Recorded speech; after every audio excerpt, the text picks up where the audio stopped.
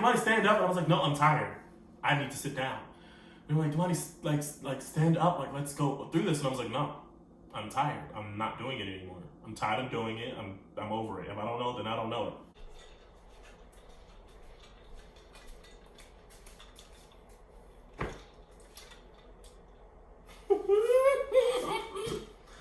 All right.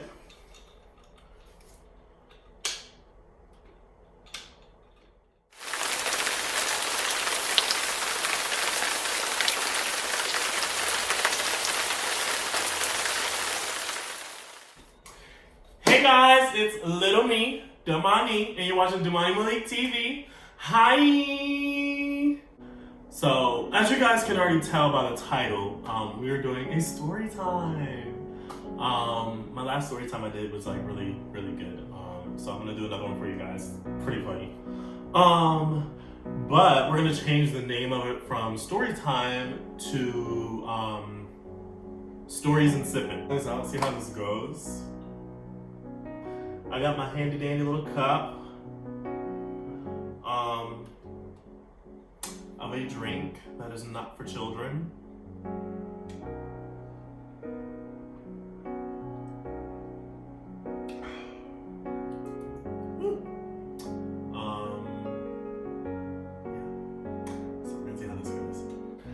Alright, so the story that I am telling you guys today is a story that happened in high school, and I just thought it'd be pretty funny. I didn't want to do the story in the beginning. Mainly because I felt like I was gonna hurt some people's feelings with this story. It involves people that I'm still relatively close with, well, some people, and I didn't, want to jeopardize that friendship. But if they can't look back on it now and laugh, I'm so sorry. Anyway, let's get into the story.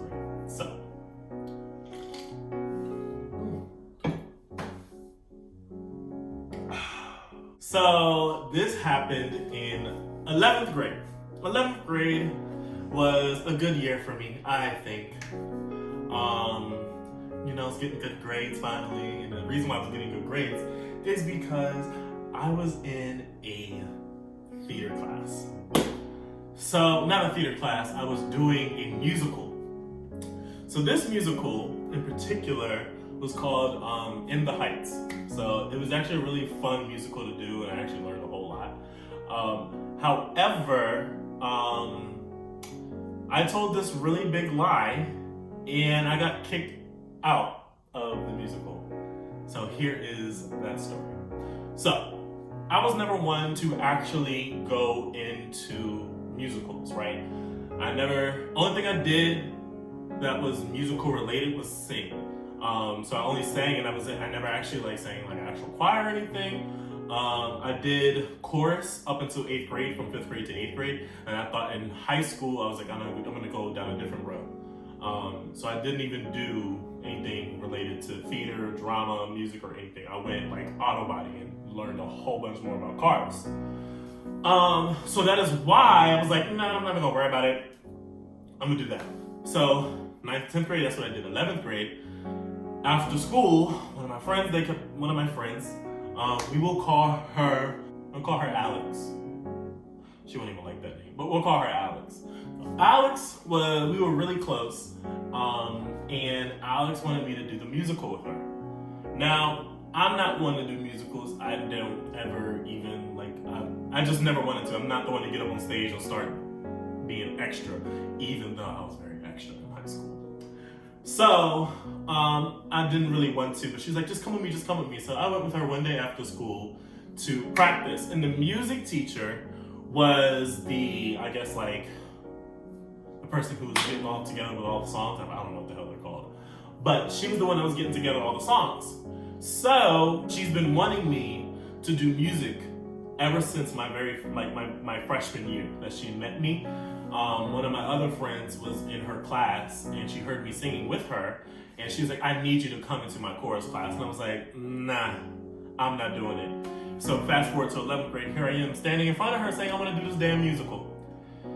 So she was like, oh my God, like that's so amazing. Like you didn't even have to audition. Oh my God, I've been waiting for you to come. And I'm like, all right, I'm here. Duh. So, oh, that was so long ago. So I get in and the teacher that, like the directors, two directors, and you know, they're both, one of them is just like, I don't even know her, and then the other one is a teacher that I do know. I'm gonna call her Miss G and Miss F. I think that's what her name started with. So Miss G is the one I knew, Miss F is the one that came from a different school that I didn't know. So they were the two directors of the musical. Now I don't know nothing about no musicals. I don't even know how to rehearse lines and stuff. I'm just as extra as I can be by myself. So once, you know, I get into it and we're into it and everything, I'm meeting everybody's saying hi to me and saying hi to them. You know, I already knew them. You know, we're building that bond. And I guess somewhere along the lines, we were running, you know, going over our stuff and everything, and they gave me my part. My part wasn't that big, but I think I had a more of an impact on everybody there. And so we all became like really close. We would all go out, do stuff. We had this big group text that we would all just text in. You know, that like it was, you know, very tight knit with that group of friends. And so I believe that I became really close with all of them. But I didn't realize that I got as close as I did. And yeah, here's what happened. So one day we are going over this one dance move in this one song, and I couldn't get it down. I was tired of going over it. I was irritated, and so I was like, you know, I'm tired, I'm gonna sit down. And so everybody's like, nobody like get up. Now everybody in school knew me to be the bad child, and like he would be the one to sit down. So nobody really wanted to say anything, but you know, some people did, and they got cussed out. But that's besides the point. So anyway, they were like, "Devani, stand up." I was like, "No, I'm tired. I need to sit down." They were like, "Devani, like stand up. Like let's go through this." And I was like, "No, I'm tired. I'm not doing it anymore. I'm tired of doing it. I'm over it. If I don't know it, then I don't know it. I'll do it a different day, but I'm not doing it for the rest of this time." We went over this like 12 times. So I was like, "I'm not doing it." I was that child. So they were like, "Oh my God, like you're being so extra." I was like, "Okay, that's fine. Let me be extra then, but I'm not doing it." So then Miss G came up to me and she was like, "You know, what's going on?" I was like, "Nothing, I'm just tired." She's like, "Well, I really need you to do this." Like they wanted a reason of why I was so tired. So I came up with this really big lie and I said, "Well, if you must know, I'm going through something and I cannot talk about it because it's still a work in progress." So she was like, "What do you mean?" I said, "It involves my heart," and that's all I said. I was like, "So I have to sit down. I just don't want to talk about it." So at the end of the class, she's like, "Okay, fine, like you relax." I just thought that was gonna be that. Didn't think about it anymore. I said a little white lie, and I was just down on that. Teacher comes up to me the next day. "Hey," the other teacher, Miss F, she comes up to me, "Hey, I heard about your condition, like what's going on?" So then they both pull me aside, and then I have to continue this lie now because I've already started this stupid lie. So I'm like, okay, whatever. So I'm like, "No, you know, it's not that big of a deal, like it's fine." But girl, we run through this musical one more time, and we are going through the same dance over and over, and I was just so fed up. And so I got so tired. I'm in there sweating, everybody's out of breath and so irritated, and I was just getting irritable. People was talking to me crazy and stuff. And so, the teacher pulled me over again. She's like, "What's going on? I feel like you know, just let us know." So I was like, "Well, if you must know, I wasn't supposed to talk about it, but I have a hole in my heart, and I don't have that long to live, so I need to be taking as many breaks as I can." Why and what possessed me to say that? I have no idea. But I said it, and you know, it it just spiraled out of control. So I was like, I have a hole in my heart, and I need to, take breaks when I need to. I don't have that long to live. That's what the doctor told me, but I should be good. I'm thinking now ahead of time, like, they're gonna have me let me sit down. Not thinking that this is gonna turn into something, but they at least gonna let me sit down when I need to sit down. That's what I'm thinking in my head. In their head, they're thinking something completely different. So the one teacher, she starts tearing up, and I was like, don't cry.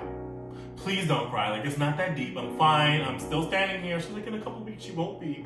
And I'm like, girl, move. So she starts crying, and then she starts crying. Then they go the next day. No, so that was like on a Friday, because the weekend went through, and I was getting like random texts from some of the cast members, and they were like, are you okay? Like, what's going on? Why was Miss G crying? And I'm like, oh my gosh, like, I'm sick, but I'm fine. Like, don't worry about it. It's not that big of a deal. Me trying to like just simmer down this whole thing that I started for no reason, because I'm a little lazy fuck. So, Monday comes around, I'm in class, and I get called down to the office. So I'm like, why am I being called down to the office? I haven't done anything. Not thinking anything about this stupid lie. So I get called down, and then there is the assistant principal. We'll call him Mr. D. So Mr. D is more like a stepdad to me. Loves me, I love him. We have like this stepchild, step-parent relationship. So he calls me down, and he says, do you know why you're down here? I said, no, I was just in math. I haven't even cussed out the math teacher today. Like, why am I in here? And so he says, is there anything going on with you in your heart? I was like, no. And he was like, okay. What's going on in theater? They came up to me, the two teachers, they came up to me today and said that you had a heart condition, and we just want to make sure that we're taking all the right precautions to make sure this is like going to be safe for you to do, this, that, and the third. Now this has turned into such a big thing that I did not think it was going to turn into, right? So I'm like, no, I'm fine. It's only a hole in my heart. Because like now I can't like it was a lie, because then I won't be able to sit down when I need to. So I have to continue on to this lie. I'm like, no, it's only a hole in my heart. I'm fine. They said this, that, and the third about me only have a couple weeks to live, but I'm fine right now. I'm good. Let me go back to class. He's like, are you sure? I was like, yeah, no, I'm fine. Mr. D, let me carry on. He sent me back to class. Didn't hear anything from anybody else until I got home. My mom got a call from Mr. D, and she said that, my mom said, what are you saying to them people at school? I said, what are you talking about? She said, what are you saying to them people at school? I was like, I'm not saying anything. I know what she's talking about. She's like, did you say you're gonna die? I was like, oh! Why would I? She said, demonic, and she had like this big smile on her face. She's like, why are you telling people that? You know that they're gonna find out. And I was like, Mom, they're gonna be running this stupid thing, this, that, and the third. She was like, no, this is going out of control. You need to tell somebody, this, that, and the third. So apparently she had already told Mr. D that I didn't have no heart condition, he's lying, this, that, and the third. But I didn't know that. She's like, you need to tell them. So of course I get called back down to school the next day. I'm back down to class the next day. Down to the office, here I go. And Mr. D is in there. And so are two of the teachers, right? The two directors, they're in there as well. But apparently, because I didn't go to practice that Monday, because they told me I needed to take a break and, recuperate and stuff. So they said, no, you're fine, like you can skip on Monday. But Monday, the two teachers had told the whole cast that I was dying, but nobody texted me because they weren't supposed to tell them. So they told the whole cast that I was dying. So apparently they all had like this breakdown moment in the middle of rehearsal, and then they had to cancel rehearsal. I didn't know that until Tuesday. So Tuesday comes around, and so they're in there, I'm in there, and the teachers are in there, and they're like, and Mr. D says, is there anything that you want to tell them? I was like, no. Not thinking, my mom had already said something. I was like, no, I don't have anything to say. So Mr. D was like, are you sure? I was like, this. He just had a smile on his face and he was like, I think you should tell them that you're lying. I was like, huh? I called your mom yesterday and your mom said that there's nothing wrong with you. There's no heart condition. You're not dying. This, that, and the third. Now, mind you, I had said this, that I was dying, and this lie started a week before. So this is carrying on for a whole week, including the weekend, and now we're 9-10 days in. So this is marinated with the cast, I guess, or some people of the cast, and the two teachers and Mr. D and everybody. So this is now sunken in that I'm dying and that I need help, right? So I was like, okay.